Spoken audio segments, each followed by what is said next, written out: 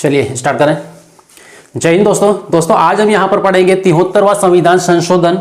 73वां संविधान संशोधन क्या हुआ, किससे जुड़ा हुआ है और इसकी जो पूरी स्टोरी है वो स्टोरी क्या है। ठीक है, आज की जितनी भी पढ़ाई है, आज का जो पूरी क्लास रहेगी एक स्टोरी बेस पे रहेगी। मतलब हमें यहां पर फैक्ट याद ना करके एक स्टोरी के रूप में समझना है और हर एक चीज को याद रखना है। ठीक है, जब किसी कहानी को या फिर किसी मूवी को देखते हैं तो उसकी हर एक चीज हमें याद रहती है, मतलब लंबे टाइम तक याद रहती है। ठीक है, उसको रटने की जरूरत नहीं पड़ती, बस केवल देखा है, समझा है उसको। राइट, तो इस तरीके से यहां पर देखना है। यहां पे स्टोरी मैंने इसीलिए लिखी कि ये पूरी क्या है, कहानी है, ये क्या है, स्टोरी है। बस ये मतलब स्टेप बाय स्टेप किस तरीके से समझना है, हमें स्टेप बाय स्टेप किस तरीके से याद रखना है, इसको पूरा स्टोरी के रूप में कन्वर्ट किया गया है। ठीक है, तो देखें यहां पर और समझें इसको। सबसे पहले ये देखें जो 73वां संविधान संशोधन किया गया था, ये क्यों किया गया था। सबसे पहली बात ये, ठीक है, पूरी कहानी से स्टार्ट करने से पहले सबसे पहले ये देख लें कि ये 73वां संविधान संशोधन करने की क्यों जरूरत पड़ी थी। तो इसका एक ही यहां पे मुद्दा था, वो ये था कि पंचायती राज संस्थाओं को संवैधानिक मान्यता देना या फिर संविधान में दर्जा देना। राइट, तो यहां पर सबसे पहला वाला पॉइंट यहां पे लिखा है क्यों। इस क्यों का मतलब क्या है, क्यों, ये क्यों एक ऐसा शब्द है जो हर किसी के लाइफ के लिए बहुत ज्यादा इंपॉर्टेंट है। ठीक है, यदि आप किसी भी काम को करते हो, आपने यदि ये समझ लिया कि उस काम को क्यों करना है, तो आपका काम बहुत तेजी से, बहुत अच्छी तरीके से होगा। ठीक है, अदरवाइज आपका क्यों मतलब वाई पार्ट क्लियर नहीं है तो आपका वो काम सही तरीके से नहीं होगा और सफल भी नहीं होगा। राइट, इसलिए यहां पर क्यों ये शब्द ऐसा है जिसको क्लियर करना हमें बहुत जरूरी है। तो यहां पे देख लें क्यों, मतलब यहां पे संशोधन क्यों किया। तो यहां पर लिखा है प और यहां पे शॉर्टकट में लिखा है पंचायती राज संस्थाओं। ठीक है, पंचायती राज संस्थाओं को संवैधानिक या कानूनी दर्जा देने के लिए, ठीक है, पंचायती राज संस्थाओं को संवैधानिक या फिर कानूनी दर्जा देने के लिए इस संशोधन को करना पड़ा। क्यों, क्योंकि जब तक संविधान में किसी चीज को दर्जा नहीं मिलता है, किसी कानून को दर्जा नहीं मिलता है, तब तक वो कानून उतना प्रभावी नहीं होता है। यदि संविधान में कोई चीज लिखी हुई है मतलब बहुत प्रभावशाली हो जाती है। संविधान में कोई भी बात लिखी हुई है, उसका उल्लंघन कोई भी नहीं कर सकता, यदि करेगा तो उसका परिणाम भी उतना खतरनाक होगा। ठीक है, तो देखें यहां पर, अब यहां पे ये क्यों का मतलब समझ लिया। अब इसके बाद में अब स्टोरी स्टार्ट करते हैं, कहानी स्टार्ट करते हैं। और कहानी स्टार्ट होती है सन 1988 से। कब, सन 1988 से कहानी स्टार्ट होती है। और यहां पर सबसे पहली जो एंट्री होती है वो होती है पी के थुंगन समिति की। ठीक है, पी के थुंगन की एंट्री होती है और इनकी अध्यक्षता में संसदीय समिति, संसदीय सलाहकार समिति है, उनकी एक उप समिति बनाई जाती है। किसकी, संसदीय सलाहकार समिति होती है। ठीक है, केंद्र सरकार में संसद को सलाह देने वाली एक समिति होती है जिसको हम बोलते हैं संसदीय सलाहकार समिति। यहां पे लिख दे रहा हूं संसदीय सलाहकार समिति, संसदीय सलाहकार समिति। राइट, तो संसदीय सलाहकार समिति ये होती है संसद के पास में। अब पी के थुंगन की अध्यक्षता में एक उप समिति बनाई। किसकी उप समिति बनाई, तो यहां पर संसदीय सलाहकार समिति की दूसरी उप समिति बनाई। राइट, तो उस उप समिति के अध्यक्ष कौन थे, पी के थुंगन थे। राइट, अब ये उस उप समिति क्यों बनाई गई, क्या कारण है। इसका कारण यह है कि जो भी पंचायती राज संस्थाएं हैं, जितने भी स्तर हैं, इन सभी को संवैधानिक दर्जा दिया जाए या फिर इनको मजबूत करने के लिए हमें क्या क्या करने की जरूरत है, किन किन कदम को उठाने की जरूरत है, इन सभी पर सलाह करने के लिए, मशवरा करने के लिए इस समिति का गठन किया गया, जिसे हम बोलते हैं पी के थुंगन समिति। कब बनी थी, 1988 में बनी थी। ठीक है, तो इस समिति ने बहुत सारी सिफारिशें प्रस्तुत की, एक पूरी लिस्ट बना के दे दी, रिपोर्ट बना के दे दी सरकार को। और उसमें सबसे ज्यादा इंपॉर्टेंट चीज ये थी कि पंचायती राज संस्थाओं को मतलब PRI को संवैधानिक या कानूनी दर्जा दिया जाए। ये सबसे ज्यादा इंपॉर्टेंट एक सिफारिश है, किसकी, पी के थुंगन समिति की। राइट, तो यहां पर ये हुआ। अब इसके बाद में अब ये फैक्ट सरकार के सामने आया, क्या, संवैधानिक दर्जा दिया जाए पंचायती राज संस्थाओं को। तो ये लाइन जब सरकार के सामने आई तो सरकार ने कदम उठाया इन संस्थाओं को संवैधानिक मान्यता देने के लिए या कानूनी दर्जा देने के लिए। और उस टाइम सरकार किसकी थी, तो उस टाइम राजीव गांधी की सरकार थी। किसकी थी, राजीव गांधी की सरकार थी। तो राजीव गांधी ने यहां पर क्या किया और किस तरीके से काम किया, किस तरीके से कदम उठाया, इसके बारे में डिटेल में जानते हैं।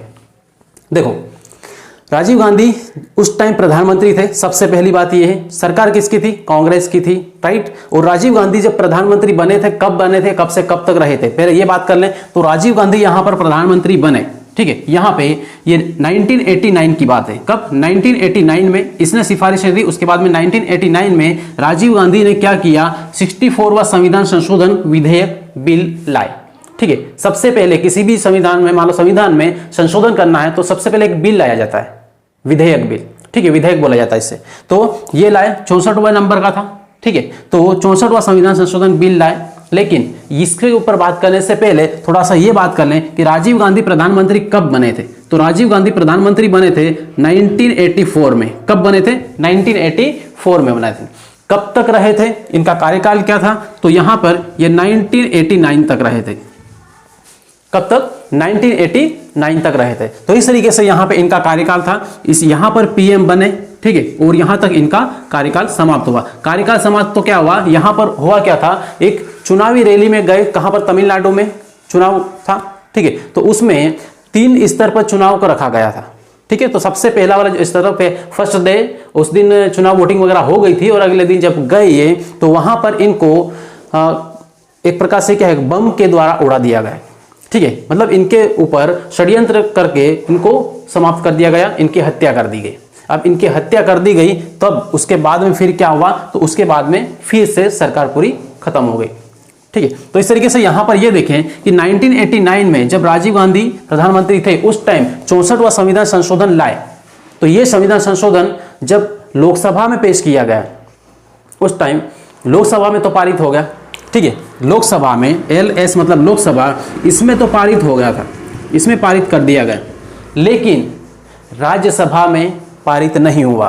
तो यहां पे RS मतलब होता है राज्यसभा, इसमें पारित नहीं हुआ, राइट। इसलिए यहां पर ये जो बिल था 64वां संविधान संशोधन का, ये खत्म हो गया, समाप्त हो गया, ठीक है। अब समाप्त क्यों हुआ, थोड़ा सा इस पर डिस्कस कर लें। तो यहां पर अगली जो कहानी स्टार्ट होती है वो ये होती है, यहां पे पारित लिखा, पारित का इनका मैंने बता दिया यहां पर ये, ठीक है। लोकसभा में पारित हो गया था, लेकिन राज्यसभा में पारित नहीं हुआ था, ठीक। अब यहां पे पारित क्यों नहीं हुआ? पारित इसलिए नहीं हुआ क्योंकि जो विपक्ष की पार्टी थी, विपक्ष की पार्टी को ऐसा लगता था कि जो केंद्र का जो बिल है, ये केंद्र सरकार द्वारा जो बिल लाया गया है, ये सीधे केंद्र का पंचायती राज संस्थाओं से जुड़ाव है, ठीक है। सीधे केंद्र का पंचायती राज संस्थाओं का जुड़ाव है। मतलब इस बिल के द्वारा यदि ये बिल पास हुआ तो केंद्र सीधे किससे जुड़ जाएगा? पंचायती राज संस्थाओं से जुड़ जाएगा। तो राज्य कहां पर जाएंगे? राज्य में मुख्यमंत्री, नेता, जो भी अधिकारी वगैरह सब है, ये कहां पर जाएंगे? इनका कनेक्शन नहीं रहेगा, ठीक है। तो इस तरीके से राज्य को अलग थलग कर देंगे। ये सभी जो अधिकतर नेता थे विपक्ष के, उनके माइंड में आए और उन्होंने इनका विरोध किया बिल का, और पास नहीं होने दिया। कहां पर? राज्यसभा में, राइट। तो इस तरीके से यहां पर ये था। तो इनका सीधा कहना था विपक्ष वालों का कि ये राज्यों को कमजोर करने के लिए लाया जाने वाला बिल है, ठीक है। और केंद्र सरकार अपने खुद को मजबूत करने के लिए बिल लाया गया है, ठीक, केंद्र सरकार के द्वारा। तो ये यहां पे कहानी थी, इसकी वजह से बिल पारित नहीं हुआ, राइट। तो ये कहानी यहां पर कंप्लीट हुई। अब इसके बाद में फिर देखें आगे। तो यहां पर हुआ क्या? 1989 में, जैसा कि अभी मैंने बताया था, 1989 में राजीव गांधी की हत्या कर दी गई थी, ठीक है। तो इनकी हत्या के बाद में फिर क्या हुआ? फिर यहां पर यह हुआ कि अगली जो सरकार बनी वो किनकी बनी? ये बनी VP सिंह की सरकार। किसकी बनी? VP सिंह की सरकार। अब VP सिंह कौन है, किस पार्टी के थे और कब बने, ठीक है, ये देख लें। तो इस कहानी में सबसे अगली जो कड़ी है वो ये है कि VP सिंह की सरकार बनी। ये एक प्रकार से गठबंधन के तौर पे बनाई गई सरकार थी। गठबंधन करके ये सरकार बनी थी। कैसे? भाजपा और एक और मार्क्सवादी पार्टी थी, ठीक है, मार्क्सवादी मोर्चा पार्टी करके थी। तो वो दोनों मिलकर यहां पर एक सरकार बनाई थी, ठीक है। तो यहां पर इनके जो प्रधानमंत्री थे ये VP सिंह थे। कौन थे? PM कौन थे उस टाइम? VP सिंह। सरकार कब बनी थी? 1990 में, ठीक है। 1989 में इनका देहांत हो गया था, इनकी हत्या हो गई थी। उसके बाद में 90 में ये सरकार बनी थी VP सिंह की। VP सिंह की सरकार बनने के बाद में VP सिंह ने यहां पर क्या किया? इन्होंने भी एक बिल पारित किया, मतलब एक बिल लाए, विधेयक लाए, ठीक है। तो ये विधेयक लाने के बाद में इन्होंने भी लोकसभा में यहां पर क्या किया? लोकसभा में इनमें रोज लोकसभा और राज्यसभा इनमें ही सबसे पहले क्या करते हैं? पेश करते हैं। लेकिन हुआ क्या? यहां पर इनकी सरकार आई, बिल लाए, बिल पेश करने से पहले ही लोकसभा भंग हो गई। ठीक है, बिल पास होने से पहले, बिल वहां पर संसद में रखने से पहले ही लोकसभा भंग हो गई, मतलब सरकार गिर गई। ठीक, तो इस तरीके से यहां पे इनकी सरकार गई, तो यहां पर ये जो बिल है वीपी सिंह द्वारा जो लाया गया था, विधेयक था, ये एकदम जीरो हो गया। राइट, अब इसके बाद फिर बात करते हैं आगे, और आगे बढ़े तो यहां पे आता है 1991। यहां पर एक बात ध्यान रखना है, 21 महीने में 2 प्रधानमंत्री इस टाइम बदले थे।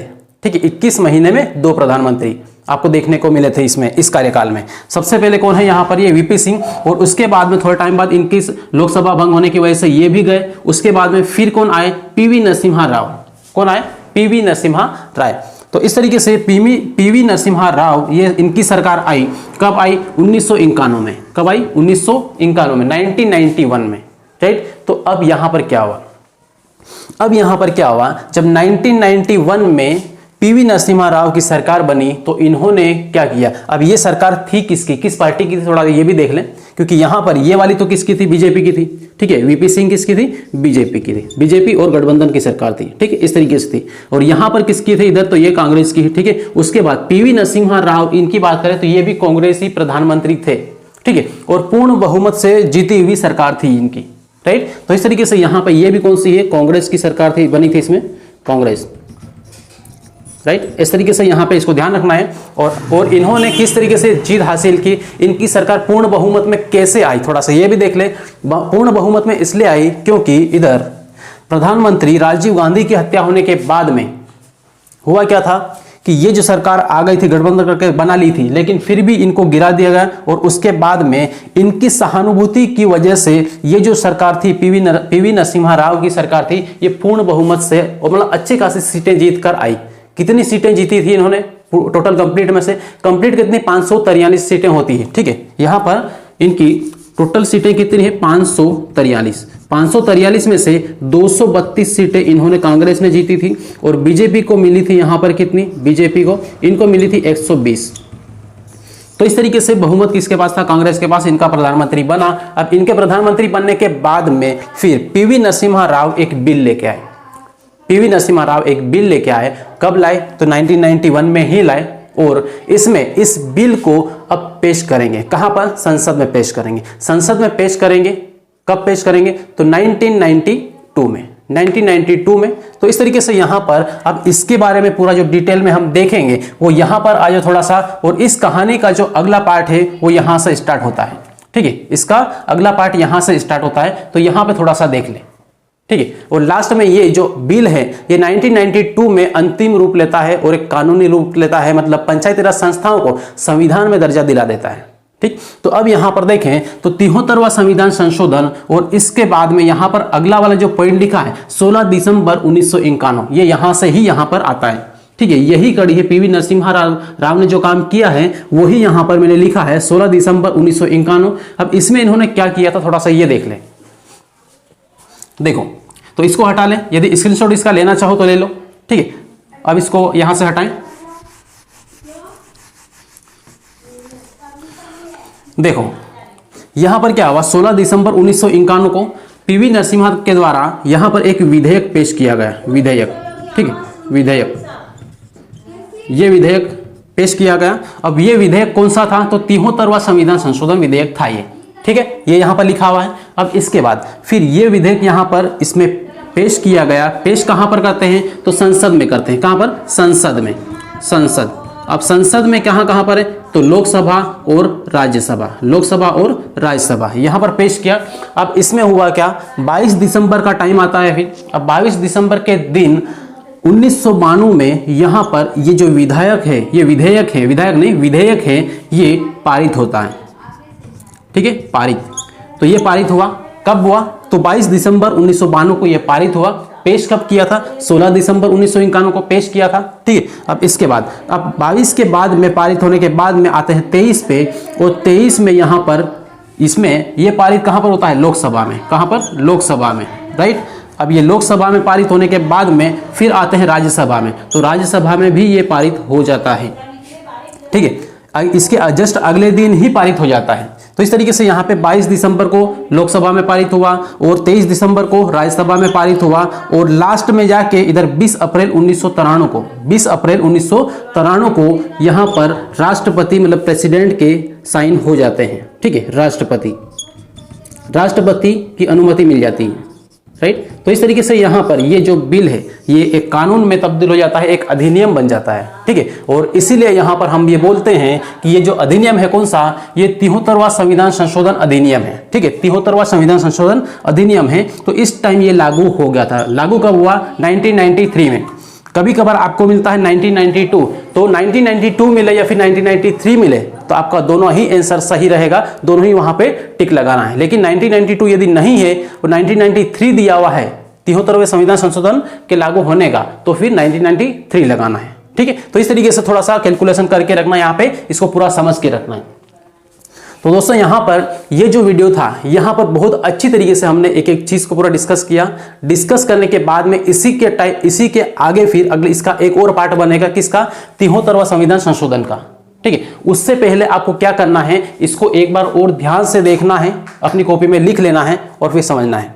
ठीक, और इसी टाइप से अगला जो पार्ट देखने के लिए आपको इस चैनल को सबसे पहले क्या करना है, सब्सक्राइब कर लेना है और बेल आइकन दबा लेना है। और उसके बाद में इस वीडियो को जितना ज्यादा हो सके फॉरवर्ड करें और फिर लास्ट में फिर मिलेंगे अगली क्लास में। तब तक के लिए बेस्ट ऑफ लक।